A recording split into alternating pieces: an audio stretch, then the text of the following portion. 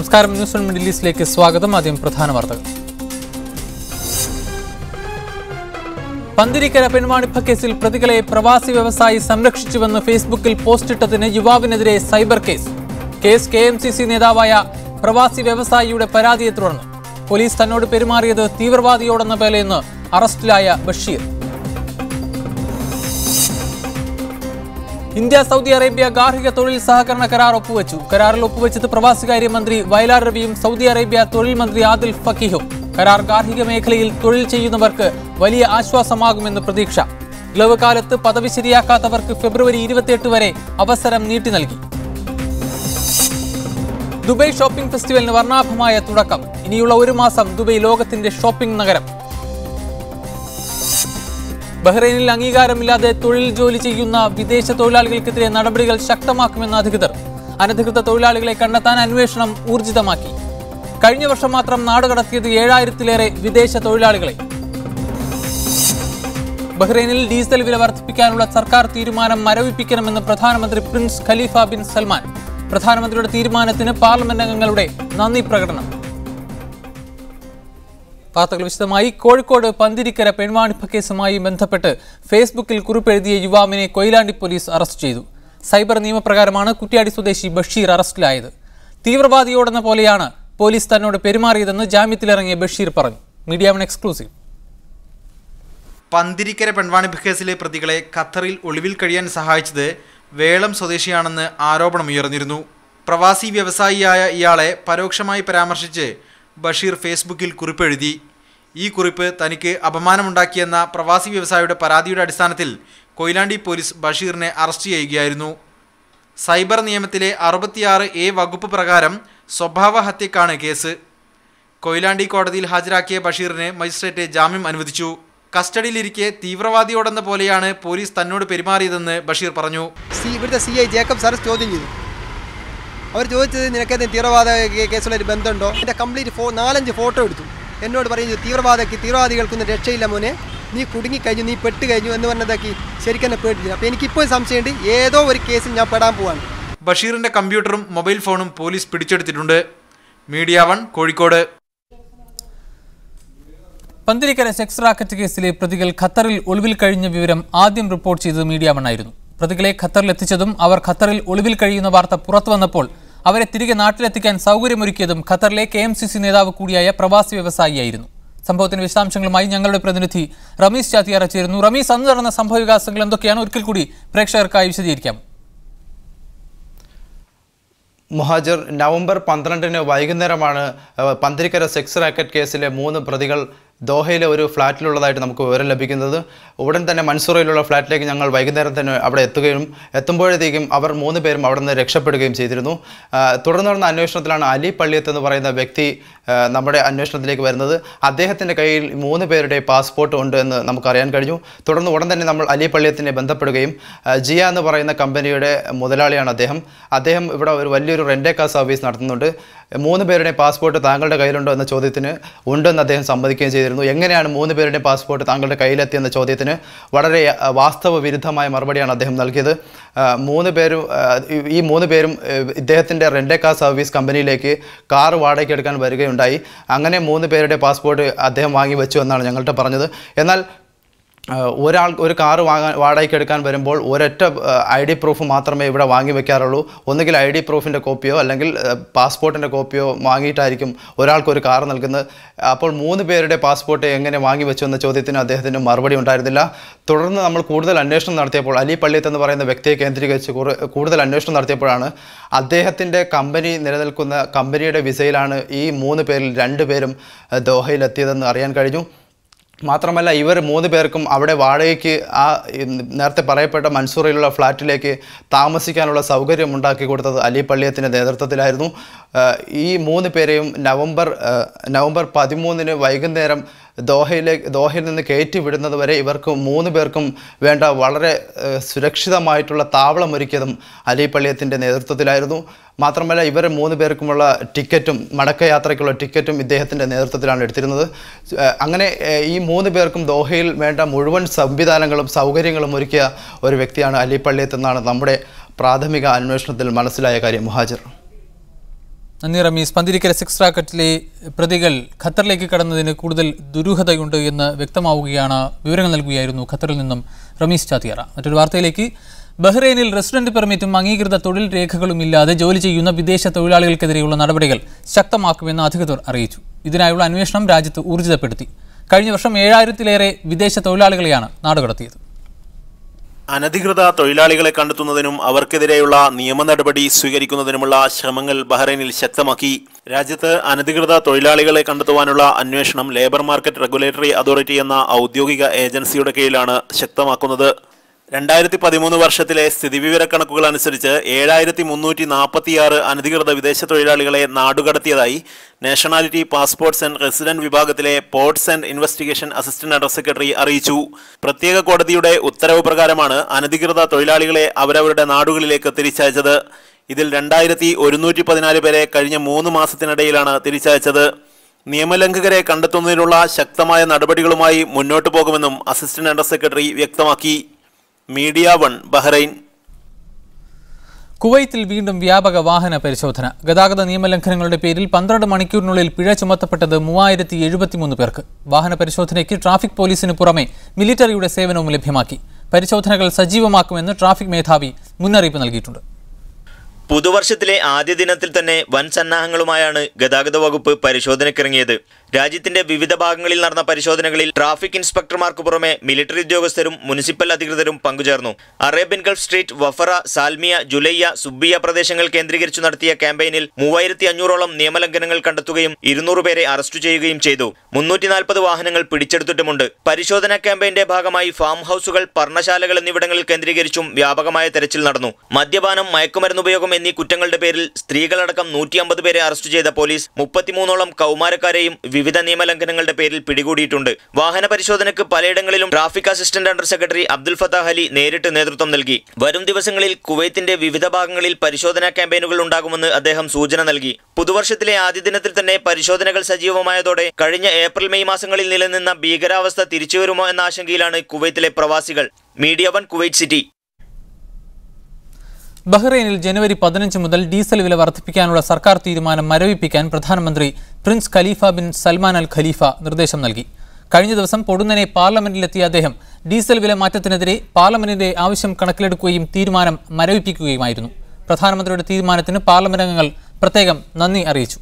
ജനങ്ങളുടെ താൽപര്യത്തിനൊത്ത് ഉൾക്കാഴ്ചയോടെ തീരുമാനമെടുക്കാനുള്ള അദ്ദേഹത്തിന്റെ ആർജവത്തിന് എല്ലാവിധ പിന്തുണയും അവർ വാഗ്ദാനം ചെയ്തു. കുവൈത്ത് ഓയിൽ കമ്പനിയിൽ നിന്നുള്ള വാതക പൈപ്പ് ലൈനിൽ ചോർച്ച ഉണ്ടായതിനെ തുടർന്ന് മരുഭൂമിയിലെ ശീതകാല ടെന്റുകളിൽ നിന്നും ആളുകളെ ഒഴിപ്പിച്ചു. KNP റിഫൈനറിയിലേക്ക് ഗ്യാസ് കൊണ്ടുപോകുന്ന KOCയുടെ പൈപ്പ് ലൈനിൽ ഇന്നലെ രാത്രിയോടെ ഉണ്ടായ ചോർച്ചയാണ് പരിഭ്രാന്തി പരത്തിയത്. ചോർച്ച പെട്ടെന്ന് തന്നെ ശ്രദ്ധയിൽപ്പെട്ടതിനാൽ അപകടം ഒഴിവായിരുന്നു. മണിക്കൂറുകൾ നീണ്ട പരിശ്രമത്തിനൊടുവിൽ സമാന്തരമായ മറ്റൊരു പൈപ്പ് ലൈൻ സ്ഥാപിച്ച് വാതക വിതരണം തുടർന്നു. ചോർച്ച പൂർണ്ണമായും പരിഹരിച്ചെന്നും മുൻകരുതൽ എന്ന നിലയ്ക്കാണ്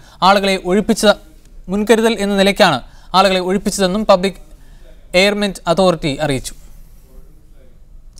1 മാസത്തിലേറെ നീളുന്ന ദുബൈ ഷോപ്പിംഗ് ഫെസ്റ്റിവലിന് വർണ്ണാഭമായ തുടക്കം. ദുബൈ ക്രീക്കിൽ 700 കലാകാരന്മാർ അണിനിരന്ന ഘോഷയാത്രയുടെയും കണ്ണഞ്ചിപ്പിക്കുന്ന കരിമരുന്ന് പ്രയോഗത്തിന്റെയും അകമ്പടിയോടെയാണ് മേളയ്ക്ക് തിരശ്ശീല ഉയർന്നത്. ഔദ്യോഗിക ഉദ്ഘാടനത്തിന്റെ പതിവ് വിട്ട് വർണ്ണപ്പകിട്ടേറിയ ഘോഷയാത്രയോടാണ് ഇക്കുറി ദുബൈ ഷോപ്പിംഗ് ഉത്സവത്തിന് കേളികൊട്ടുയർന്നത്. ആഗോളമേളയുടെ വൈവിധ്യം വിളിച്ചറിയിക്കുന്ന കലാരൂപങ്ങളായിരുന്നു ഘോഷയാത്രയുടെ പ്രത്യേകത. ഗ്ലോബൽ വില്ലേജിൽ അണിനിരക്കുന്ന ഒട്ടുമിക്ക രാജ്യങ്ങളും തനത് കലാരൂപങ്ങളുമായി ഘോഷയാത്രയിൽ ചുവടുവെച്ചു. വർണ്ണക്കാഴ്ചകൾ ആസ്വദിക്കാൻ 100 കണക്കിന് പേരാണ് ക്രീക്കിൽ തടിച്ചുകൂടിയത്. എക്സ്പോ 2020 ലഭിച്ച വർഷമായതിനാൽ ഇക്കുറി ഷോപ്പിംഗ് മേളയുടെ പകിട്ട് വർദ്ധിക്കുമെന്നാണ് ദുബൈ നിവാസികളുടെ പ്രതീക്ഷ. ഗ്ലോബൽ വില്ലേജിലൊന്ന് പോകണമെന്നുണ്ട്. പിന്നെ വെടിക്കെട്ട് ഒരുപാട് പല സ്ഥലങ്ങളിലായിട്ട് നടക്കുന്നുണ്ട്. അപ്പോൾ ഇന്ന് അതും കൂടി ഉദ്ദേശിച്ചിട്ടാണ് വന്നത്. അപ്പോൾ അതുപോലെ അവിടെ ഈ കാർണിവൽ നടക്കുന്നുണ്ടാവും. അത് പിള്ളേർക്ക് വളരെ ഇഷ്ടമുള്ളൊരു കാര്യമാണ്. ഇക്കൊല്ലത്തെ ദുബായ് ഷോപ്പിംഗ് ഫെസ്റ്റിവൽ വളരെ സ്പെഷ്യലാണ്. ഈ 2020 ഒക്കെ കിട്ടിയതോടുകൂടെ നിറയെ പ്രൈസസ്, അതുപോലെ ഷോപ്പിംഗ് മാൾസിൽ ഡിസ്കൗണ്ട്സ്. ക്രീക്കിനെ വിസ്മയിപ്പിച്ച കരിമരുന്ന് പ്രയോഗം 20 മിനിറ്റ് നീണ്ടു.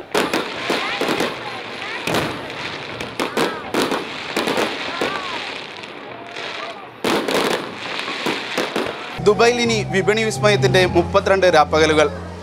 ക്യാമറമാൻ സുഹൈലിനൊപ്പം ഷിനോഡ് ഷംസുദ്ദീൻ, മീഡിയ 1 ദുബായ്. ഈജിപ്തിൽ അറസ്റ്റിലാക്കപ്പെട്ട തങ്ങളുടെ റിപ്പോർട്ടർമാരെ എത്രയും വേഗം മോചിപ്പിക്കണമെന്ന് അൽ ജസീറ നെറ്റ്വർക്ക് ആവശ്യപ്പെട്ടു. അറസ്റ്റിലായവർ അവരുടെ ജോലി മാത്രമാണ് ചെയ്തതെന്ന് Al Jazeera English correspondent Bernard Smith വ്യക്തമാക്കി. കഴിഞ്ഞ മാസം 28-നാണ് അൽ ജസീറ ചാനലിന്റെ ലേഖകരായ Mohamed Fawzy, Baher Mohamed, Mahmoud Fahmy, Peter Greste എന്നിവരെ ഈജിപ്ത് പട്ടാളം അറസ്റ്റ് ചെയ്തത്.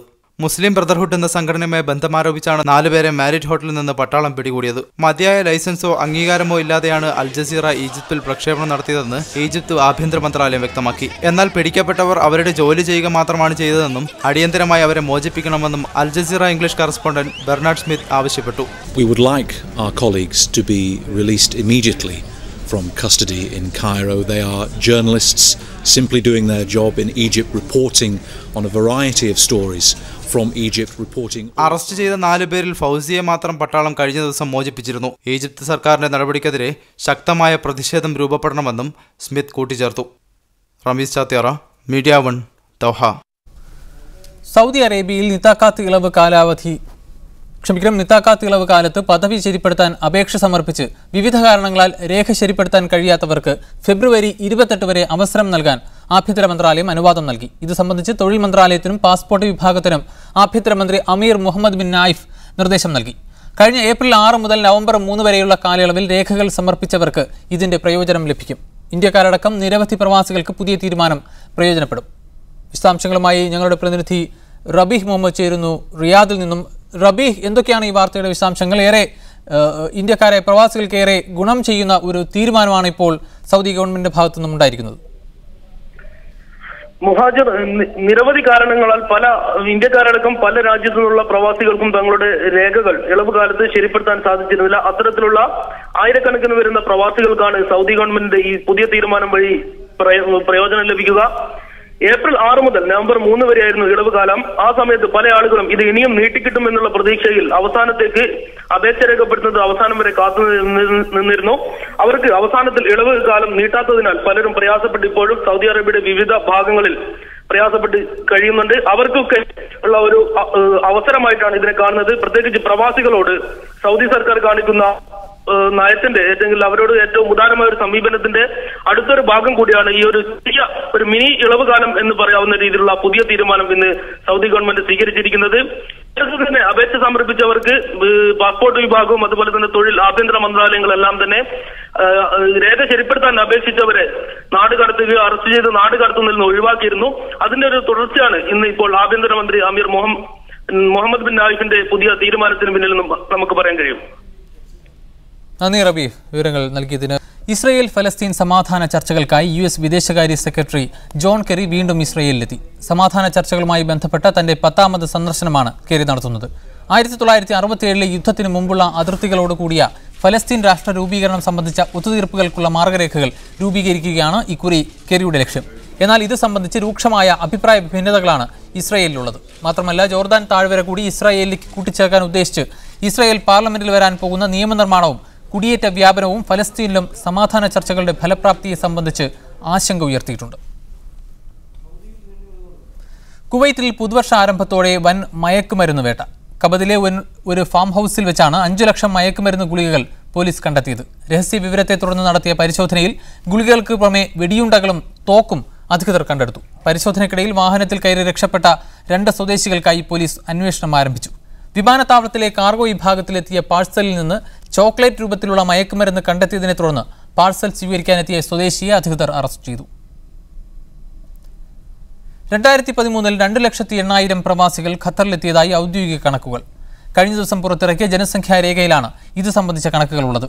നിലവിൽ ഖത്തറിലെ ആകെ ജനസംഖ്യ 2.04 മില്യണാണ്.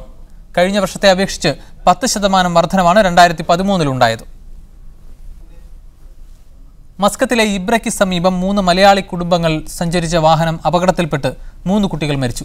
ഓക്സി അമേരിക്കൻ പെട്രോളിയം കമ്പനിയിലെ ജീവനക്കാരനായ പാലക്കാട് സ്വദേശി സുനിലിന്റെ 2 കുട്ടികളും ബ്രിട്ടീഷ് പൗരത്വമുള്ള കോട്ടയം കുമാരനല്ലൂർ സ്വദേശി ഗോപുവിന്റെ കുട്ടിയുമാണ് മരിച്ചത്. വേദ, സുനിൽ, വൈഭവ്, ലീ നായർ എന്നീ കുട്ടികളാണ് മരിച്ചത്. ഗോപുവിന്റെ സഹോദരൻ ദീപു, സുഹൃത്ത് സുനിൽ എന്നിവരുടെ കുടുംബം സഞ്ചരിച്ച വാഹനമാണ് അപകടത്തിൽപ്പെട്ടത്. സുനിലിന്റെയും ഗോപുവിന്റെയും ഭാര്യമാരുടെ പരിക്കും ഗുരുതരമാണ്. ഇനി ബിസിനസ് വാർത്തകൾ.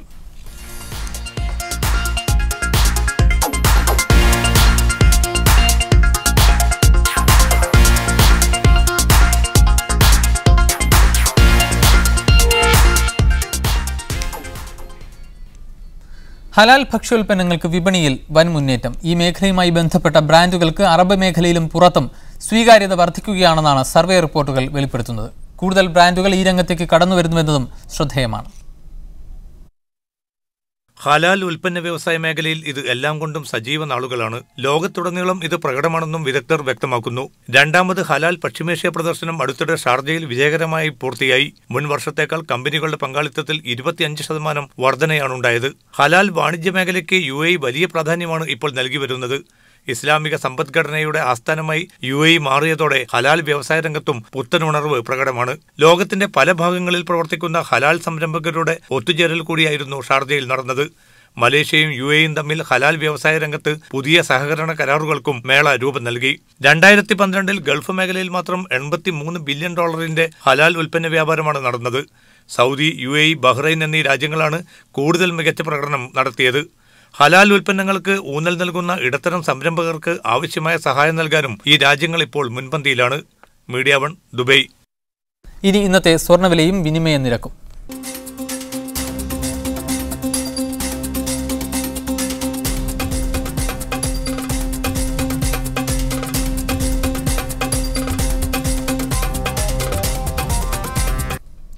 ഒമാൻ പുതിയ സാമ്പത്തിക വർഷത്തിലേക്കുള്ള ബജറ്റ് പ്രഖ്യാപിച്ചു. പ്രവാസികൾ നാട്ടിലേക്ക് അയക്കുന്ന പണത്തിന് നികുതി ഏർപ്പെടുത്തണമെന്ന ശൂറ കൗൺസിൽ നിർദ്ദേശം ബജറ്റ് തള്ളി. സബ്സിഡികൾ ഘട്ടം ഘട്ടമായി നിർത്താനും ചരിത്രത്തിൽ ആദ്യമായി ഇസ്ലാമിക കടപ്പത്രം ഇറക്കാനും ഒമാൻ ബജറ്റിൽ നിർദ്ദേശമുണ്ട്. 5% വളർച്ച ലക്ഷ്യമിടുന്ന ബജറ്റാണ് ധനമന്ത്രി ദാർവിഷ് ഇസ്മായിൽ അൽ ബലൂഷി അവതരിപ്പിച്ചത്. നാട്ടിലേക്ക് അയക്കുന്ന പണത്തിന് നികുതിയില്ല എന്നത് പ്രവാസികൾക്ക് ആശ്വാസമായി. ഒമാൻ ആദ്യമായി ഇസ്ലാമിക കടപ്പത്രമായ സുക്കൂക്ക് പുറത്തിറക്കുന്നു എന്നതാണ് ഈ വർഷത്തെ പ്രത്യേകത. 11.7 ബില്യൺ റിയാൽ വരവും 8.7 ബില്യന്റെ ചെലവും പ്രതീക്ഷിക്കുന്നു. 5% വളർച്ചയാണ് ലക്ഷ്യം. എണ്ണവില ബാരലിന് $86 കണക്കാക്കിയാണ് ബജറ്റ് തയ്യാറാക്കിയിരിക്കുന്നത്. പൊതുചെലവിലാണ് ഈ വർഷത്തെ ബജറ്റിൽ മുൻതൂക്കം. Media 1 Muscat. India Saudi Arabia ഗാർഹിക തൊഴിൽ സഹകരണ കരാർ ഒപ്പുവെച്ചു. പ്രവാസികാര്യമന്ത്രി വയലാർ രവിയും സൗദി അറേബ്യ തൊഴിൽ മന്ത്രി ആദിൽ ഫക്കീഹുമാണ് കരാറിൽ ഒപ്പുവെച്ചത്. ഗാർഹിക മേഖലയിൽ തൊഴിൽ ചെയ്യുന്നവർക്ക് വലിയ ആശ്വാസമാകുന്നതാണ് കരാർ. ചരിത്രപരമായ കരാറിലാണ് ഇന്ത്യയും സൗദി അറേബ്യയും ഒപ്പുവെച്ചതെന്ന് കേന്ദ്ര പ്രവാസികാര്യമന്ത്രി വയലാർ രവി പറഞ്ഞു. ഗാർഹിക തൊഴിൽ മേഖലയിലെ ആളുകൾക്ക് വലിയ അളവിൽ ആശ്വാസമാകുന്നതാണ് കരാർ. രണ്ട് രാജ്യങ്ങൾ തമ്മിലുള്ള ദൃഢബന്ധത്തിന് ഇത് സഹായകമാകുമെന്നും അദ്ദേഹം പറഞ്ഞു. This agreement would go a long way in protecting the interest of the workers. It is time now that the standard employment contract should also be finalized at the earliest time. ഗാർഹിക മേഖലയിലെ തൊഴിലാളികളുടെ അവകാശങ്ങൾ സംരക്ഷിക്കുക, സത്യസന്ധമായ തൊഴിൽ കരാറുകൾ ഉണ്ടാക്കുക, തൊഴിലാളികളെ ചൂഷണം ചെയ്യുന്ന ഏജൻസികളെ നിയന്ത്രിക്കാൻ നടപടി സ്വീകരിക്കുക, തൊഴിലാളികളുടെ സഹായത്തിനായി 24 മണിക്കൂറും പ്രവർത്തിക്കുന്ന കോൾ സെന്ററുകൾ തുടങ്ങുക, മിനിമം വേതനം, കൃത്യമായ ജോലി സമയം, ശമ്പളത്തോടു കൂടിയ അവധി ദിവസങ്ങൾ തുടങ്ങിയ വ്യവസ്ഥകൾ കരാറിലുണ്ട്. ഈ ഡൊമസ്റ്റിക് സർവീസ് വർക്കേഴ്സിന്റെയും അവരെ എംപ്ലോയ് ചെയ്യുന്ന ആളുകളുടെയും താല്പര്യങ്ങൾ ഒരുപോലെ സംരക്ഷിക്കുക. സൗദി അറേബ്യയിലെ ഗാർഹിക മേഖലയിൽ ജോലി ചെയ്യുന്ന 6 ലക്ഷത്തോളം വരുന്ന ആളുകൾക്ക് കരാറിന്റെ ഗുണം ലഭിക്കും. ലിജോ വർഗീസ്, മീഡിയ 1, ഡൽഹി. ഗാർഹിക മേഖലയിൽ ജോലി ചെയ്യുന്ന ഇന്ത്യക്കാരായ പ്രവാസികൾ നേരിടുന്ന ചൂഷണം ഈ കരാറോടെ അവസാനിക്കുമോ? ഈ വിഷയമാണ് ഇന്ന് ന്യൂസ് മിഡിൽ ഈസ്റ്റ് പരിശോധിക്കുന്നത്. ഈ ചർച്ചയിൽ നമ്മോടൊപ്പമുള്ളത് ശ്രീ ആറ്റക്കോയ പള്ളിക്കണ്ടി. അദ്ദേഹം സാമൂഹ്യ നിരീക്ഷകൻ, മാധ്യമ പ്രവർത്തകനാണ്. കോഴിക്കോട് സ്റ്റുഡിയോയിൽ നമ്മോടൊപ്പമുണ്ട്. ഒപ്പം ഇസ്മായിൽ റാവുത്തർ, നോർക്ക റൂട്ട്സ് ഡയറക്ടർ, അദ്ദേഹത്തെ ടെലിഫോൺ ലൈനിൽ പ്രതീക്ഷിക്കുന്നു. അഷ്റഫ് എങ്ങോട്, KMCC പ്രതിനിധി, സൗദി നാഷണൽ കമ്മിറ്റി ജനറൽ സെക്രട്ടറിയാണ്. ഷീബ രാമചന്ദ്രൻ, സാമൂഹ്യ പ്രവർത്തക, അവരെ റിയാദിൽ നിന്നും ടെലിഫോൺ ലൈനിൽ പ്രതീക്ഷിക്കുന്നു. ആദ്യം ശ്രീ ആറ്റക്കോയ പള്ളിക്കണ്ടിയിലേക്ക്. ഇപ്പോൾ ഇന്ത്യ ഒപ്പുവെച്ച ഇന്ത്യ സൗദി തൊഴിൽ കരാർ ഇന്ത്യക്കാരായ പ്രവാസികളെ സംബന്ധിച്ചിടത്തോളം എന്ത് മാറ്റമാണ് ഉണ്ടാക്കുക? വളരെ വളരെ ഐതിഹാസികമായ ഒരു കരാറാണ് ഇവിടെ ഒപ്പുവെച്ചിട്ടുള്ളത്. യുദ്ധാഘാതത്തിനെ തുടർന്നുള്ള വേവലാതിയും ആശങ്കയും മാറ്റാനും പ്രവാസികളായ ഇന്ത്യക്കാരായ ഗാർഹിക തൊഴിലാളികൾക്ക് പുതിയ പ്രതീക്ഷയും പ്രത്യാശയും നൽകാനും ഈ കരാർ വളരെ വളരെ സഹായിച്ചിട്ടുണ്ട്. സൗദി അറേബ്യയെ സംബന്ധിച്ചിടത്തോളം ഓരോ വർഷവും അവിടെയുള്ള സൗദിയിലെ സ്വദേശി കുടുംബങ്ങൾ 200 കോടി രൂപയാണ് ഗാർഹിക തൊഴിലാളികൾക്ക് വേണ്ടി ചെലവഴിക്കുന്നത്. 10 ലക്ഷത്തോളം ഗാർഹിക തൊഴിലാളികൾ, അതായത് വീട്ടിൽ വേലക്കാരായും വീട്ടിൽ ഡ്രൈവർമാരായും ജോലി ചെയ്യുന്നുണ്ട്. ഇവരെ സംബന്ധിച്ചിടത്തോളം ഇവർക്ക് തൊഴിൽ പരിരക്ഷ സുരക്ഷിതത്വം നൽകുന്നതിന് ഈ കരാർ വളരെയധികം സഹായമാകും. അതോടൊപ്പം തന്നെ ഈ കരാർ നടപ്പിലാക്കുന്നതിന് അതിൻ്റെ ഗുണം ഈ തൊഴിലാളികളിൽ എത്തിക്കുന്നതിനും എമിഗ്രേഷൻ ഉദ്യോഗസ്ഥന്മാരുടെയും എമിഗ്രേഷൻ വകുപ്പിൻ്റെയും സഹായവും സഹകരണവും വളരെയധികം ആവശ്യമാണ്. എന്നാൽ മാത്രമേ വെറും കടലാസിൽ ഒതുങ്ങാതെ ഈ കരാർ കൊണ്ടുള്ള ഗുണം അവരിലേക്ക് എത്തിക്കാൻ സാധിക്കൂ എന്നുള്ളതാണ് നമുക്ക് മനസ്സിലാക്കാൻ സാധിക്കുന്നത്. ഈ കാര്യത്തിനെ സംബന്ധിച്ചുള്ള ഭാവി കാര്യങ്ങൾ കുറെ കൂടി കാര്യക്ഷമമായി നടത്താനും ഇന്ത്യ ഗവൺമെൻറ് മുന്നോട്ട് വരേണ്ടതുണ്ട്. ഇതാണ് ഈ കരാറിനെ സംബന്ധിച്ച് പ്രത്യേകമായി. ഷീബ രാമചന്ദ്രൻ റിയാദിൽ നിന്ന് നമ്മോടൊപ്പമുണ്ട്. ഷീബ രാമചന്ദ്രൻ, ഏറെക്കാലത്തെ ആവശ്യമാണ് ഗാർഹിക തൊഴിലാളികളെ തൊഴിൽ കരാറിൽ ഉൾപ്പെടുത്തിക്കൊണ്ട് അവർക്ക് നിയമപരിരക്ഷ നൽകുക, അവർ അനുഭവിക്കുന്ന ചൂഷണങ്ങൾ അവസാനിപ്പിക്കുക എന്നുള്ളത് ഇന്ത്യയിലെ സാമൂഹ്യ പ്രവർത്തകർ ഏറെക്കാലമായി ഉന്നയിച്ചുകൊണ്ടിരുന്ന ആവശ്യമാണ്. അതിനാണിപ്പോൾ അറുതി ഉണ്ടായിരിക്കുന്നത്. എത്രത്തോളം ഗുണപരമായ മാറ്റങ്ങളായിരിക്കും സൗദിയിലെ ജോലി ചെയ്യുന്ന ഇന്ത്യക്കാരായ ഗാർഹിക തൊഴിലാളികൾക്ക് ഈ പുതിയ കരാർ മൂലം ഉണ്ടാവുക? ഷീബ, സൗദിയിലെ ഗാർഹിക മേഖലയിൽ ജോലി ചെയ്യുന്ന 6 ലക്ഷത്തോളം വരുന്ന ഇന്ത്യക്കാരാണ് ഇതിന് ഈ പരിരക്ഷ ലഭ്യമാകുന്നത്. ഇത് വർഷങ്ങളായിട്ടുള്ള പലരുടെയും ആവശ്യങ്ങളായിരുന്നു. കേന്ദ്ര പ്രവാസികാര്യ വകുപ്പ് മന്ത്രി പറഞ്ഞ പോലെ ഇത് രണ്ട് രാജ്യങ്ങൾ തമ്മിലുള്ള ബൈലാറ്ററൽ റിലേഷൻഷിപ്പിനെ, ഉഭയകക്ഷി ബന്ധത്തെ ശക്തിപ്പെടുത്തും എന്നുള്ളത് ഒന്ന്. അതുപോലെ തന്നെ ഇടനിലക്കാരായിട്ടുള്ള കുറെ ചൂഷകരുണ്ടായിരുന്നു ഇതിനിടയിൽ. അവരെ ഒഴിവാക്കി ഒരു സംരക്ഷണം, അവരുടെ അവകാശങ്ങൾ സംരക്ഷിക്കപ്പെടുകയും ഈ ഗാർഹിക തൊഴിലാളികൾ നിയമപരിരക്ഷയുടെ കീഴിൽ വരികയും ചെയ്യുന്നു എന്നത് വളരെ ശ്ലാഘനീയമായ കാര്യമാണ്. അത് സ്വാഗതം ചെയ്യുന്നു. ഇതിനു മുമ്പ്, ഈ ഒരു നിയമം വരുന്നതിന് മുമ്പ് ഇവിടെ എംബസിയുമായി സഹകരിച്ച് ഞങ്ങൾ ഇവിടെ അകപ്പെടുന്ന കുറെ സ്ത്രീകൾ, ഹൗസ് മെയ്ഡുകളെ വീട്ടുജോലിക്കാരികളെ കയറ്റി അയക്കുന്നതിനോട് അനുബന്ധിച്ച് അവരോട് ഈ മേഖലയിൽ എങ്ങനെ ചൂഷണത്തിൽ വിധേയമായി എന്ന് ചോദിക്കുമ്പോൾ അവർ പറയുക, ഇന്ത്യയിൽ നിന്നുള്ള റിക്രൂട്ട്മെന്റ് ഏജൻസികളാണ് ഞങ്ങളെ ചതിക്കുന്നത്. വളരെ ചില അഭ്യസ്ത വിദ്യരായിട്ടുള്ള സ്ത്രീകൾ ഉൾപ്പെടെ ഉണ്ടാവാറുണ്ട്. അവർ പറയുന്നത് house keeping managers, cleaning managers, old age look aftering and health care incharge, child care managers എന്നൊക്കെ പറഞ്ഞ് വളരെ മാനേജീരിയൽ പോസ്റ്റ് പോലെയുള്ള ഓഫറുകളൊക്കെ കൊടുത്തിട്ടായിരുന്നു അവരെ ഈ മധ്യവർത്തികളായിട്ടുള്ള ഇടനിലക്കാർ ഈ രംഗത്തേക്ക് ആകർഷിപ്പിച്ചിരുന്നതും. വളരെ വലിയ ശമ്പളം പറയുകയും ഇവിടെ വരുമ്പോൾ ആ തുകയൊന്നും ഇല്ലാത്തൊരവസ്ഥയായിരുന്നു. അതിനൊക്കെ ഒരു മാറ്റമാണ് നമ്മൾ ലഭിച്ചിരിക്കുന്നത്. തീർച്ചയായും ഗവൺമെന്റിന്റെ മേൽനോട്ടത്തിൽ സത്യസന്ധമായ തൊഴിൽ കരാർ ലഭിക്കുന്നു, മിനിമം വേതനം ലഭിക്കുന്നു, പ്രതിമാസ ശമ്പളം കൃത്യമായി ലഭിക്കുന്നു, വാരാന്ത്യ അവധി, ഇൻഷുറൻസ് പരിരക്ഷ, അങ്ങനെ 24 മണിക്കൂർ കോൾ സെന്റർ സേവനം ഉൾപ്പെടെ കൊടുക്കുന്നു. ഇത് വളരെ കാലമായി ആഗ്രഹിച്ചിരുന്ന ഒരു കാര്യമായിരുന്നു. ഈ മേഖലയിലുള്ള തൊഴിലാളികൾക്ക് ലഭിക്കണമെന്ന് ഞങ്ങളെ പോലെയുള്ള സാമൂഹ്യ പ്രവർത്തകർ, അത് കേന്ദ്ര പ്രവാസികാര്യ വകുപ്പും സൗദി ഗവൺമെന്റും തമ്മിലുള്ള ഒരു ഇന്ത്യ ഗവൺമെന്റിന്റെ ഒരു നടപടിയിൽ വളരെ സന്തോഷമുണ്ട്. അതിനെ സ്വാഗതം ചെയ്യുന്നു. തീർച്ചയായും അത്തരം കരാറിനെ നമ്മൾ സ്വാഗതം ചെയ്യുക തന്നെ വേണം. പക്ഷേ ഒരു കാര്യം ഇവിടെ പരിശോധിക്കേണ്ടത്, പ്രത്യേകിച്ചും കരാറിലെ വ്യവസ്ഥകൾ നമുക്ക് കുറച്ചുകൂടി വിമർശനാത്മകമായി വിലയിരുത്തേണ്ടതായിട്ടുണ്ട്. മിനിമം സാലറി വാഗ്ദാനം ചെയ്യുന്നു, പക്ഷേ ഈ മിനിമം സാലറി കൃത്യമായി നിർണ്ണയിക്കാൻ ഈ കരാറിൽ എവിടെയും അത്തരം ഒരു നിർണിതമായി മിനിമം സാലറി പറയുന്നില്ല. ഇത്തരം കാര്യങ്ങൾ എന്തുകൊണ്ടാണ് അങ്ങനെ ഒരു മിനിമം സാലറി കരാറിൽ എടുത്തു പറയാതെ വിട്ടുപോയതിന് കാരണം? അത് ഇവിടെ നിന്ന് ഈ കരാർ ഒപ്പിടാൻ പോകുന്നതിന് മുമ്പായി ഞങ്ങൾ എംബസിയിലെ വളണ്ടിയേഴ്സ് മീറ്റിംഗിൽ DCM ശ്രീ സിബി ജോർജ് സാറുമായിട്ട് ഈ വിഷയത്തിൽ സംസാരിക്കുകയും ഈ വിഷയത്തിൽ എംബസിയിൽ അംബാസഡർക്ക് നേരിട്ട് കത്തയക്കുകയും നേരിൽ സംസാരിക്കുകയും ചെയ്തൊരു വ്യക്തിയാണ് ഞാൻ. അപ്പോൾ അതുപോലെ പ്രവാസികാര്യ വകുപ്പ് മന്ത്രിയുമായി ഈ വിഷയത്തിൽ സംസാരിച്ചപ്പോൾ അറിയാൻ കഴിഞ്ഞത്, സൗദിയിൽ നിന്ന് പല ഒരുപക്ഷെ ഇതുപോലെ ഇത്ര തുക വേതനം എന്ന് പറയുമ്പോൾ ഒരു രാജ്യത്തിന് ഇത്ര, മറ്റൊരു രാജ്യത്തിന് വേറൊന്ന് എന്നൊരു ലെവലിലേക്ക് അത് പോകാതിരിക്കാൻ വേണ്ടിയിട്ടും പിന്നെ അടിസ്ഥാനപരമായും ഇത്രയും ഒരു തുക ഉണ്ടാകും എന്നുള്ളതിനെ കുറിച്ച് ഒരു ഉറപ്പ് നമ്മുടെ നയതന്ത്ര കാര്യാലയത്തിൽ നിന്ന് നമുക്ക് ലഭിച്ചിരുന്നു. സാമൂഹ്യ പ്രവർത്തകർക്ക് അത് മീറ്റിംഗിലും DCM ഉൾപ്പെടെയുള്ളവർ പറഞ്ഞിരുന്നു, മിനിമം ഒരു തുക തീർച്ചയായും ലഭിക്കും. അതിനുശേഷം എത്രയായിരിക്കും ആ തുക? ശിബ രാമചന്ദ്രൻ, ആ തുക എത്രയാണെന്ന് വ്യക്തമാക്കാമോ? ഞങ്ങൾ സാമൂഹ്യ പ്രവർത്തകർ പറഞ്ഞത് 1500 റിയാൽ ആയിരുന്നു. പക്ഷെ അത് ലഭിക്കാൻ സാധ്യത കുറവായിരിക്കും. 1200 ലഭിക്കാൻ സാധ്യത ഉണ്ട് എന്നായിരുന്നു അന്ന് ഞാൻ അറിഞ്ഞത്. പക്ഷേ അതിലിപ്പോൾ അവ്യക്തത നിലനിൽക്കുന്നത് ബംഗ്ലാദേശ് നമുക്കെല്ലാം അറിയാം, ശ്രീലങ്കൻ വീട്ടുജോലിക്കാരുകളുടെയും ബംഗ്ലാദേശ് നോക്കിയുള്ള വീട്ടുജോലിക്കാരുടെ ശമ്പളങ്ങൾ വളരെ കുറവ്, 850-750 ഒക്കെയാണ്. ഇങ്ങനെയുള്ളപ്പോൾ ഇന്ത്യൻ വീട്ടുജോലിക്കാരികൾക്ക് ഇത്രയും ശമ്പളം കൊടുക്കുന്നു എന്നുള്ളൊരു ഇത് വരുമ്പോൾ ഇതൊരു മാർക്കറ്റ് കൂടിയാണല്ലോ. ആ ഒരു കമ്പോളത്തിൽ മറ്റുള്ളവർ അതിനെക്കുറിച്ച് ഒരു വിലപേശുക അല്ലെങ്കിൽ മറ്റു രാജ്യങ്ങളുമായി അതിൽ വീണ്ടും ഒരു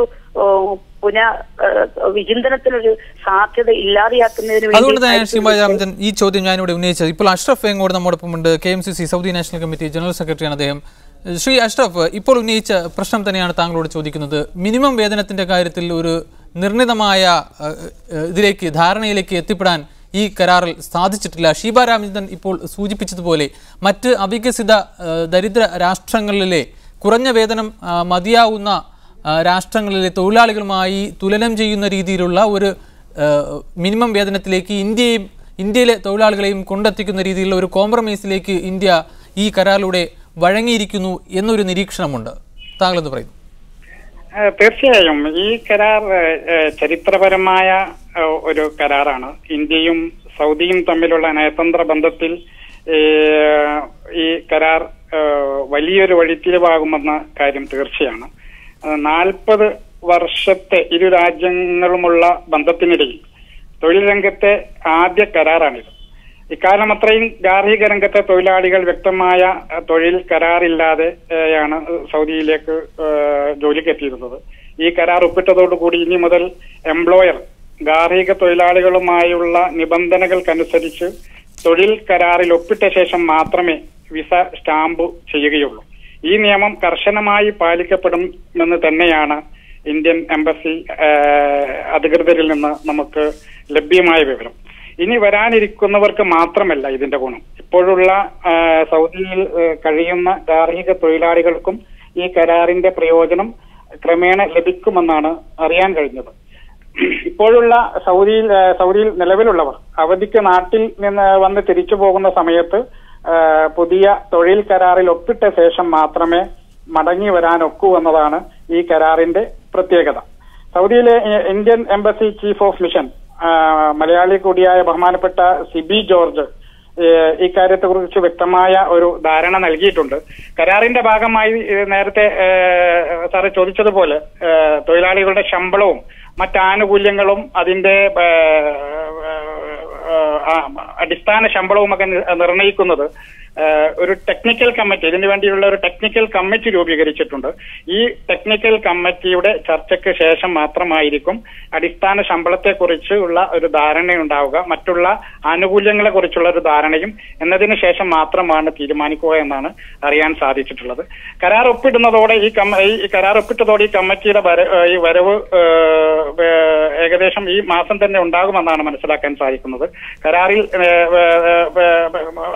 സൂചിപ്പിച്ചതുപോലെ അംഗീകൃത മെഡിക്കൽ സെന്ററുകളിൽ നിന്ന് പരിശോധനയും ആവശ്യമായ പരിശീലനവും ലഭിച്ച ശേഷം മാത്രമായിരിക്കും ഇന്ത്യയിൽ നിന്ന് വീട്ടുവേലക്കാർ സൗദിയിൽ എത്തുന്നത്. താങ്കളിലേക്ക് ശ്രീ ആറ്റക്കോയപ്പള്ളിക്ക് നേരത്തെ സൂചിപ്പിച്ചതുപോലെ കുറഞ്ഞ വേതനത്തിന്റെ കാര്യത്തിൽ യാതൊരു ധാരണയും ഈ കരാറിൽ ഇപ്പോൾ നിലവിലുള്ള അവസ്ഥയിൽ ഉണ്ടായിട്ടില്ല. വളരെ പ്രീമച്വർ ആയിട്ടുള്ള പ്രിലിമിനറി സ്റ്റേജിലുള്ള ഒരു കരാറാണ് ഇപ്പോൾ നിലവിൽ വന്നിരിക്കുന്നത്. ഒരുപാട് കാര്യങ്ങൾ തുടർന്ന് ചെയ്താൽ മാത്രമേ ഇതിൽ പറഞ്ഞിട്ടുള്ള മിനിമം സാലറി, മിനിമം ടൈം, പിന്നെ ഏജൻസികളെ കൺട്രോൾ ചെയ്യുന്ന കാര്യത്തിൽ, അവർക്ക് ലീവ് നൽകുന്ന കാര്യത്തിൽ, സിക്ക് ലീവ് പോലുള്ള ലീവ് നൽകുന്ന കാര്യത്തിൽ, ശമ്പളത്തോടെയുള്ള അവധി നൽകുന്ന കാര്യത്തിൽ, ഈ കാര്യങ്ങളിലൊക്കെ നിർണിതമായ ഒരു രൂപത്തിൽ എത്തിപ്പെടണമെങ്കിൽ ഇനിയും കരാറിൽ ഒരുപാട് കാര്യങ്ങൾ ചെയ്യാനുണ്ട്. എങ്ങനെയായിരിക്കും ആ പ്രോസസ്സുകൾ മുന്നോട്ട് പോകുന്നത്? പ്രധാനമായി ഇപ്പോൾ ഇന്ത്യയിലെ എമിഗ്രേഷൻ ആക്റ്റും വിദേശ രാജ്യങ്ങളിലെ തൊഴിൽ നിയമങ്ങളും പഠിച്ചുകൊണ്ട് ഇത് സംബന്ധിച്ച് പഠിച്ചൊരു തീരുമാനമെടുക്കുന്നതിന് പ്രത്യേക പഠന സമിതിയെ നിയമിക്കണമെന്ന് ഞങ്ങൾ ആവശ്യപ്പെട്ടിരിക്കുകയാണ് ബഹുമാനപ്പെട്ട മന്ത്രിയോട്. കാരണം ഇത് പൂർണ്ണമായി വ്യക്തമാകുന്നില്ല ഇതിലെ കാര്യങ്ങൾ. അപ്പം ഈ പ്രത്യേകിച്ച് ഗൾഫ് നാടുകളുടെ സൗദിയിലെ നിയമങ്ങൾ, തൊഴിൽ നിയമങ്ങൾ, ഇവിടുത്തെ എമിഗ്രേഷൻ ആക്ട്, ഇത് തമ്മിലുള്ള സമരസപ്പെടുത്തിക്കൊണ്ട് ഇരു കൂട്ടർക്കും സ്വീകാര്യമായ ഒരു നിയമത്തിലേക്ക് എത്തിപ്പെടേണ്ടത് ഇനിയും ആണുള്ളത്. സാധാരണയായിട്ട് ഇപ്പോൾ എംപ്ലോയ്മെൻറ്റ് എഗ്രിമെൻറ്റ്, അതുകൊണ്ട് തന്നെ demand letter, power of attorney, employment agreement എംപ്ലോയ്മെൻറ്റ്ക്ക് എത്ര സാലറി കിട്ടും, അവരുടെ ഫെസിലിറ്റി എന്തല്ല, അതാണ് എംപ്ലോയ്മെൻറ്റ് എഗ്രിമെൻറ്റിൽ. ഡിമാൻഡ് ലെറ്റർ അവിടെയുള്ള എംപ്ലോയി ഈ ആളെ എനിക്ക് ആവശ്യമുണ്ടെന്നുള്ള ഡിമാൻഡ് ലെറ്ററാണ്. മൂന്നാമത്തത് ഈ ഏജൻസിക്ക് ഉള്ള പവർ ഓഫ് അറ്റോർണി. ഈ കാര്യങ്ങൾ വിശദമായി പഠിക്കുകയും അതിൽ പറയുന്ന കാര്യങ്ങൾ വളരെ ഗഹനമായി മനസ്സിലാക്കിക്കൊണ്ട് അത് ഇംപ്ലിമെൻറ്റ് ചെയ്യുന്നതിന് വേണ്ടിയുള്ള നിയമനിർമ്മാണങ്ങൾ ഇനിയും ആവശ്യമായി വന്നിരിക്കുകയാണ്. പ്രത്യേകിച്ച് നമ്മൾ മത്സരിക്കേണ്ടി വന്ന ഇന്തോനേഷ്യ പോലെയുള്ള ഫിലിപ്പൈൻസിനെ പോലെയുള്ള അവരാണ് ഈ ഗാർഹിക തൊഴിലാളികൾ. പക്ഷേ ഇന്ത്യക്കാരായ തൊഴിലാളികളെയാണ് നമ്മുടെ പഠനത്തിൽ നിന്നും സർവേയിൽ നിന്നൊക്കെ ഗൾഫ് നാടുകളിലെ പല സർവേയിൽ നിന്നും മനസ്സിലാകുന്നത് ഇന്ത്യക്കാരായ തൊഴിലാളികളെയാണ്, ഗാർഹിക തൊഴിലാളികളെയാണ് സൗദിയിലെ കുടുംബങ്ങൾ കൂടുതൽ ഇഷ്ടപ്പെടുന്നത്. നമ്മുടെ പ്രതിബദ്ധത, നമ്മുടെ ആത്മാർത്ഥത, നമ്മുടെ കഠിനാധ്വാനം. പക്ഷേ ഇത് നമ്മൾ ഉപയോഗപ്പെടുത്തി കൊണ്ട് തന്നെ അവിടെ ഇപ്പോൾ ഫക്കീർ പറഞ്ഞു 10 ലക്ഷം വിദേശികളെ ഈ സ്വദേശവൽക്കരണം നിത്താക്കാത്ത വിദേശം തിരിച്ചയച്ചു. പക്ഷെ അതോടൊപ്പം തന്നെ നാട്ടിന് ഇനിയും ജോലിക്കാർ ആവശ്യമുണ്ട്. ബഹുമാനപ്പെട്ട സൗദി അറേബ്യ തൊഴിൽ മന്ത്രി ഫക്കീഹിൻ്റെ ആ വാക്കുകൾ എടുത്തുകൊണ്ട് തന്നെ ആ ഗ്യാപ്പ് നികത്തുന്നതിന് വേണ്ടിയുള്ള ശ്രമങ്ങളാണ് നമ്മുടെ ഭാഗത്തു നിന്ന് ഉണ്ടാകേണ്ടത്. അതോടൊപ്പം തന്നെ ഇരു രാജ്യങ്ങളും തമ്മിലുള്ള പുരാതനമായ ബന്ധങ്ങൾ നിലനിർത്തിക്കൊണ്ട് തന്നെ കൂടുതൽ ആളുകളെ ഇനിയും സൗദിയിലേക്ക് അയക്കാനും ഈ നിതാക്കത്തിലൂടെ നമുക്കുണ്ടായിട്ടുണ്ട ആ ആശങ്ക അകറ്റാനും ഈ നിയമം സഹായകമാകണമെന്ന് എനിക്ക് പറയാനുള്ളത്. തീർച്ചയായും താങ്കളെ തിരിച്ചറിയാൻ ഇപ്പോൾ മുരളീധരൻ ഫുക്കാസ പ്രസിഡന്റ് നമ്മോടൊപ്പം ടെലിഫോൺ ലൈനിൽ ചേരുന്നു. ശ്രീ മുരളീധരൻ, ഒരു നിരീക്ഷണമുള്ളത് ഇന്ത്യയെക്കാളേറെ സൗദി അറേബ്യക്കാണ് ഇത്തരം ഒരു കരാർ ഉണ്ടാവേണ്ടതിൻ്റെ ആവശ്യം എന്ന് ഒരു നിരീക്ഷണമുണ്ട്. അതായത് നേരത്തെ പല മനുഷ്യാവകാശ പ്രശ്നങ്ങളും സൗദി അറേബ്യ അവിടുത്തെ ഹൗസ് മെയ്ഡിനോട് അല്ലെങ്കിൽ ഗാർഹിക തൊഴിലാളികളോട് സ്വീകരിക്കുന്ന നയങ്ങൾ വെച്ചുകൊണ്ട് ഹ്യൂമൻ റൈറ്റ്സ് വാച്ച് പോലുള്ള സംഘടനകൾ സൗദി അറേബ്യ നിശ്ചിതമായി വിമർശിക്കുകയുണ്ടായി. വലിയ മനുഷ്യാവകാശ പ്രശ്നങ്ങൾ ഈ രംഗത്ത് ഉണ്ടായിക്കൊണ്ടിരിക്കുന്നു എന്ന് വിമർശനമുണ്ടായി.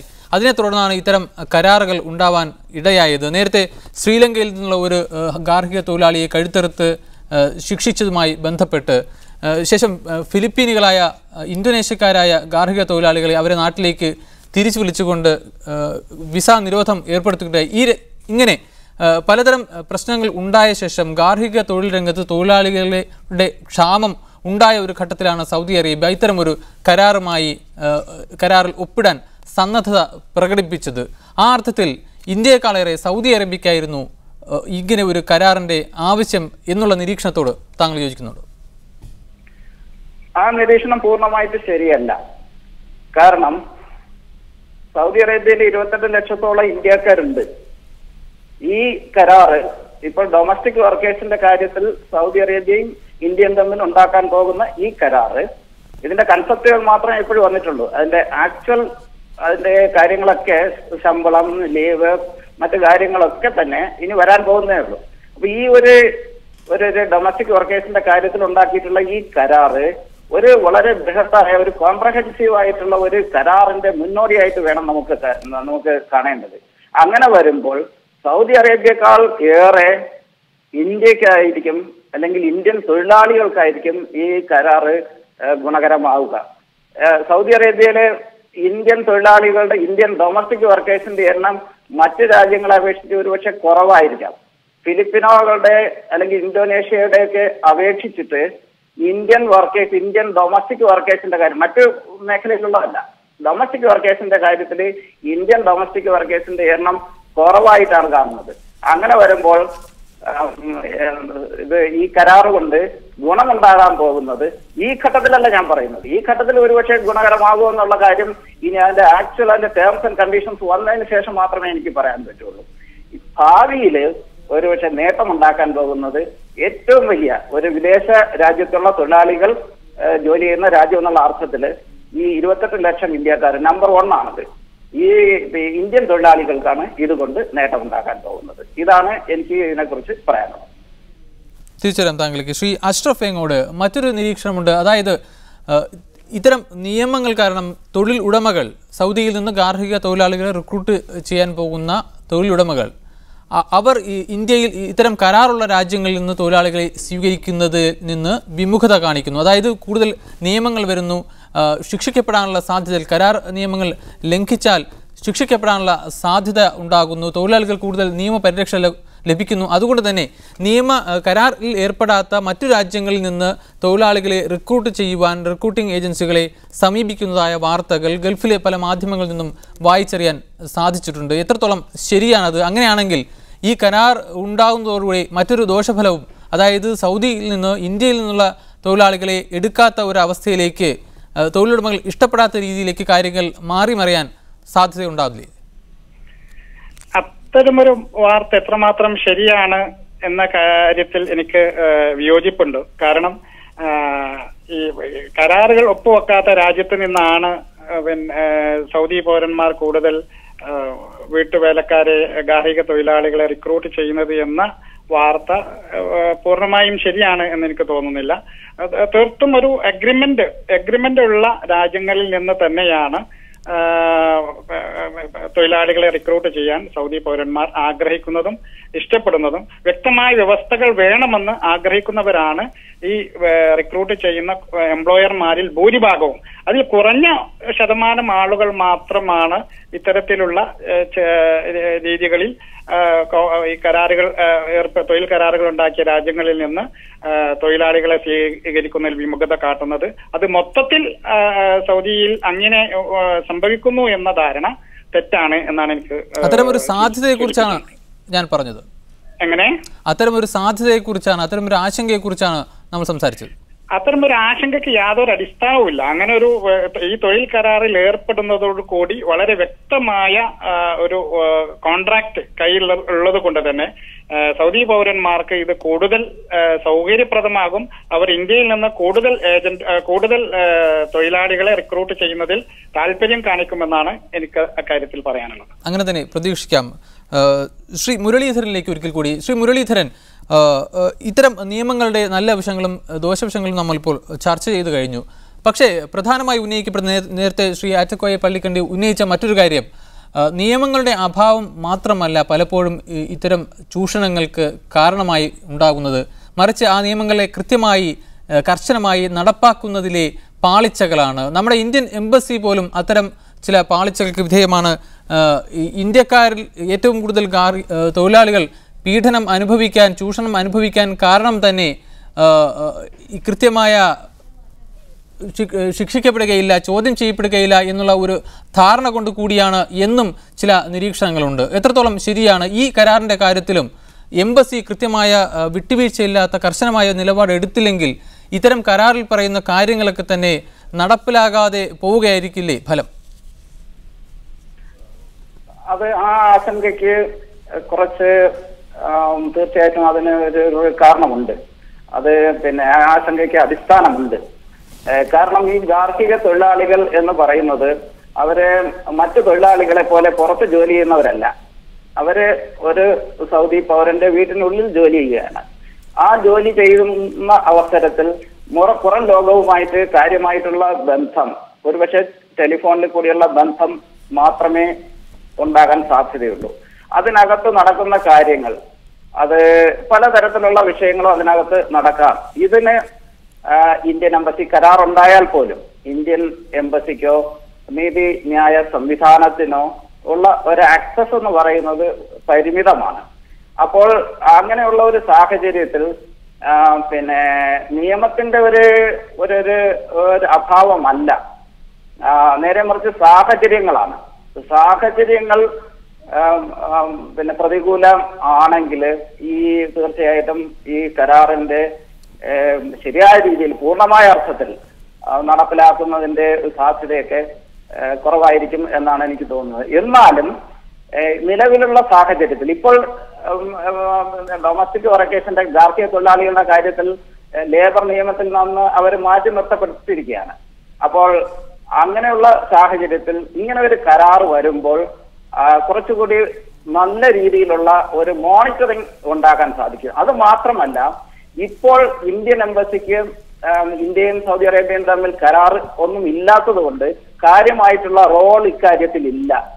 ഈ സ്പോൺസറോട് നമുക്ക് അഭ്യർത്ഥിക്കാനേ സാധിക്കുള്ളൂ, അല്ലെങ്കിൽ അതിന്റെ അതോറിറ്റീസിനോട് എഴുതാൻ മാത്രമേ സാധിക്കുള്ളൂ.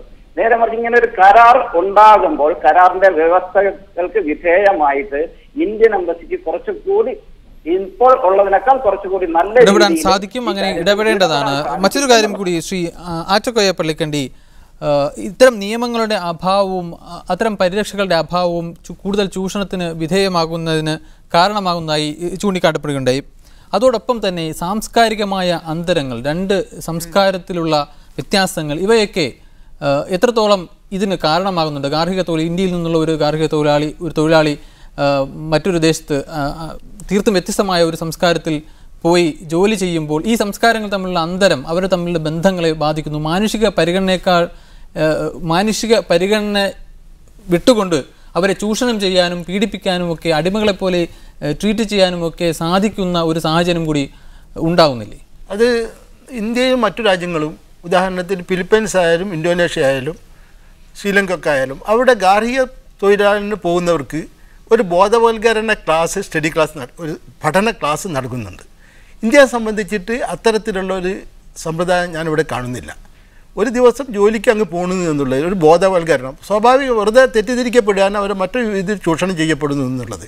അവരെങ്ങനെ പെരുമാറണം, അവരോട് എങ്ങനെ പെരുമാറണം, അവരുടെ രീതി എങ്ങനെ, ഇതിനെ സംബന്ധിച്ചുള്ള ഇവർക്കൊരു ബോധവൽക്കരണം നൽകേണ്ടത് വളരെ വളരെ ആവശ്യമാണ്. അതിനുള്ള സംവിധാനം ഇന്ത്യ ഗവൺമെൻറ്റും അല്ലെങ്കിൽ നോർക്ക പോലെയുള്ള പഠന ചെയ്യണം. മറ്റൊന്ന്, ഇപ്പോഴും നമ്മൾ 1983 എമിഗ്രേഷൻ ആക്ടിനെ ബേസ് കൊണ്ടാണ് ഓരോ കാര്യങ്ങളും ചെയ്യുന്നത്. 2009 വരെ ചെറിയ രീതിയിലുള്ള ഒരു മാറ്റങ്ങളെ ഉണ്ടായിട്ടുള്ളൂ. ഉദാഹരണത്തിന് ഈ സർവീസ് ചാർജ് 20,000 രൂപ വാങ്ങാം ഏജൻസി, അത്രയല്ല. അതിന് പുറമെ മറ്റുള്ള കാര്യങ്ങളുടെ നിയമങ്ങൾ മനസ്സിലാക്കിക്കൊണ്ട് ഇവിടുത്തെ എമിഗ്രേഷൻ നിയമത്തിലും സാരമായ മാറ്റങ്ങൾ ഉണ്ടാക്കുകയും വേണം.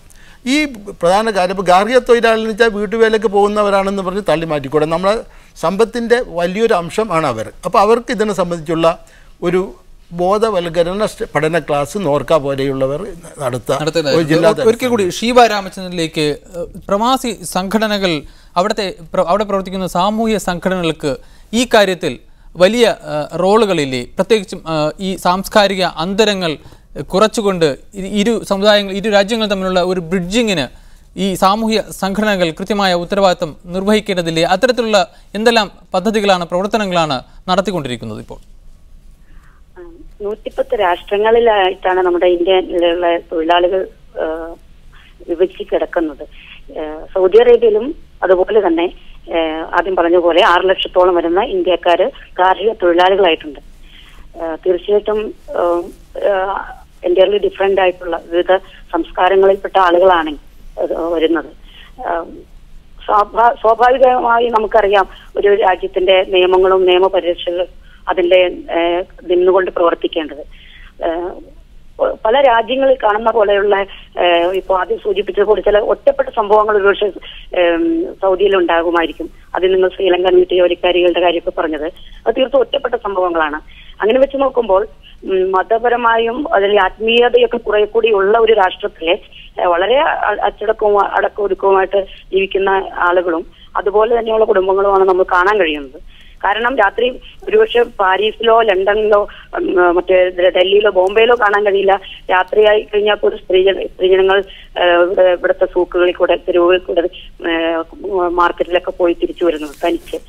കാരണം അത്രയ്ക്ക് സ്വാതന്ത്ര്യം നമ്മളിവിടെ സ്ത്രീകൾ അനുഭവിക്കുന്നുണ്ട്. പക്ഷെ ഒരുപക്ഷെ ദൂരെ നിന്ന് ഇരിക്കുന്നവർക്ക് കേൾക്കും ചിരിക്കുന്നതായിട്ട് തോന്നും. പക്ഷെ GCC രാജ്യങ്ങളിൽ താമസിക്കുന്ന ജനങ്ങൾക്ക് അത് തീർച്ചയായിട്ടും മനസ്സിലാക്കുകയും അറിയുകയും ചെയ്തിട്ടുണ്ട്. സ്ത്രീകൾക്ക് പരിരക്ഷ തീർച്ചയായും ലഭിക്കുന്നുണ്ട്. അതിൽ സംഘടനകളുടെ ബോധവൽക്കരണം ഒരു ഘടകം ആണോ എന്ന് ചോദിച്ചാൽ, സൗദിയിലെ പ്രത്യേക സാഹചര്യങ്ങൾ അനുസരിച്ച് അസോസിയേഷനുകൾക്ക് ഒരു പരിധി വരെ മാത്രമേ പ്രവർത്തിക്കാൻ കഴിയുന്നുള്ളൂ. എന്നാൽ പോലും ഇന്ത്യൻ എംബസിയുടെ സഹകരണത്തോടു കൂടി തോളോട് തോൾ ചേർന്ന് ഞങ്ങൾ എല്ലാവിധ സഹായ സഹകരണങ്ങളും നടത്താറുണ്ട്, ചെയ്യാറുണ്ട്. ഇപ്പോൾ അതിനുവേണ്ടി ഇന്ത്യൻ എംബസി മുൻകൈ എടുത്ത് ഞങ്ങളെപ്പോലെ കുറച്ചു പേരെ കൂടി ചേർത്തിട്ട് വെൽഫെയർ വിങ്ങും എന്ന് പറയുന്ന ഒരു പ്രത്യേക ഒരു പരിരക്ഷ തന്നെ വരുന്ന സ്ത്രീകൾക്കുമായിട്ടും ഹൗസ് മെയ്ഡുകൾക്ക് വേണ്ടിയിട്ടൊക്കെ നൽകുന്നുണ്ട്. നന്ദി ശ്രീ ഷീബ രാമചന്ദ്രൻ. സമയക്കുറവിലും ഇടപെടുകയാണ്. ഇന്ത്യ സൗദി ഗാർഹിക തൊഴിൽ സഹകരണ കരാർ ഇന്ന് ഒപ്പുവച്ചിരിക്കുകയാണ്. ഈ കരാറിന്റെ വെളിച്ചത്തിൽ ഇന്ത്യക്കാരായ പ്രവാസി ഗാർഹിക തൊഴിലാളികൾ അനുഭവിക്കുന്ന പീഡനങ്ങളും ചൂഷണങ്ങളും അവസാനിക്കുമോ എന്നാണ് ന്യൂസ് ഇൻ മിഡിൽ ഈസ്റ്റ് പരിശോധിച്ചത്. ഈ ചർച്ചയിൽ നമ്മോടൊപ്പം ഉണ്ടായിരുന്ന ആറ്റുകോയി പള്ളിക്കണ്ടി സാമൂഹ്യ നിരീക്ഷകൻ, കോഴിക്കോട് സ്റ്റുഡിയോയിൽ Ashraf Vengode, KMCC Saudi national committee general secretary, Sheeba Ramachandran സാമൂഹ്യ പ്രവർത്തക റിയാദിൽ നിന്നും, ഒപ്പം മുരളീധരൻ ഫൊക്കാസ പ്രസിഡന്റ്. എല്ലാവർക്കും നന്ദി. ഇതോടെ ന്യൂസ് ഇൻ മിഡിൽ ഈസ്റ്റ് പൂർണ്ണമാകുന്നു. ശുഭരാത്രി.